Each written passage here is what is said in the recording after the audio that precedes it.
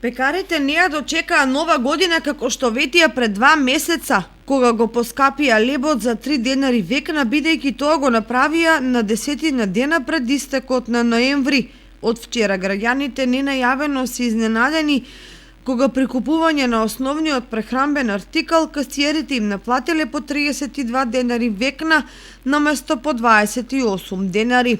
Со тоа паѓаат во вода сите досегашни договарања, па сега единствено државата со вонредни мерки за замрзнување на цената на лебот може да ги спасат граѓаните од неконтролираниот пораст на цените.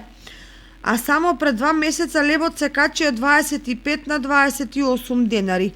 При тоа поскапувањата се процентуално усогласени и со поквалитетни и поскапи типови на леб кои ги нудат поедини пекарници, а чии цени достигнуваат и 70-80 денари за векна. Производителите велат дека причината е во серијата поскапувања на нафтените деривати, струјата и другите влезни трошоци во производството, но и зголемените плати на пекарските работници поради немање работна рака, кои сите заедно го прават работењето да се движи на и под границата на исплатливоста.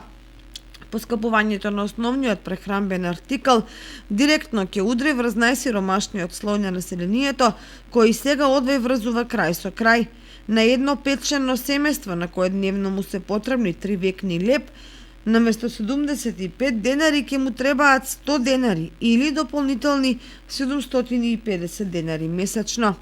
Ако се земат во обзир и драстичните поскапувања на маслото за јадење, за чие зголемување на цената има нови најави, потоа на сувомесните производи на градинарските, тогаш станува јасно зошто се повеќе семејства се жалат дека не можат да се прехранат со ниските плати, пензии или некои други приходи.